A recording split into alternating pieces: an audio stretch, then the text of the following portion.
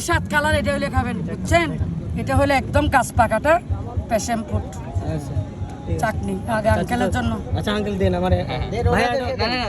না না আপনি ওটা বন্ধ করছেন। না আপনাকে একটা আমি ফল না খাই, আমি খাবো, ওনাদেরকে দেন, আমি খাইছি আমার মামাদেরকে তো দিব, ওদেরকে তো আমি যাইতে আমি বলছি না। খাইছি ওগুলো, আমাকে দেখা লাগবে না। আজকে একটা কাঁচ পাকা ফল খান।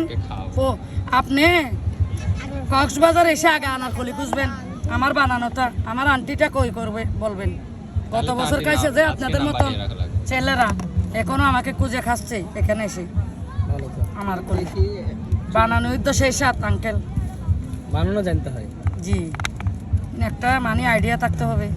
সদর বদর মানুষের বানানি খাইলে মজা পাইবেন না, বলবেন যে ইস, যে টক একদম মজা পাই না, এর কথাটা বলবেন মামা।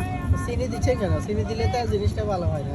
না এটা চিনি, এটার ওষুধ হইলে চিনি, এটা টকর জ্বালা গালে মাঝে চিত করে উঠে। তাহলে তার টেস্ট নাই। আরে টেস্ট না তাহলে মামা টেস্টটা মেইনলি টক। আপনারা তাই কি না? বুঝবেন না, যারা ভাইয়া তো খায় বলছে আমাদের যে ভাইয়া- এখানের আপনি তো বললেন গাছ থেকে পরে খাইছি।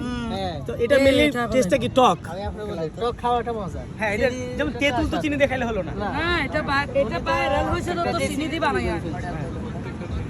আরেকটা না না না একটা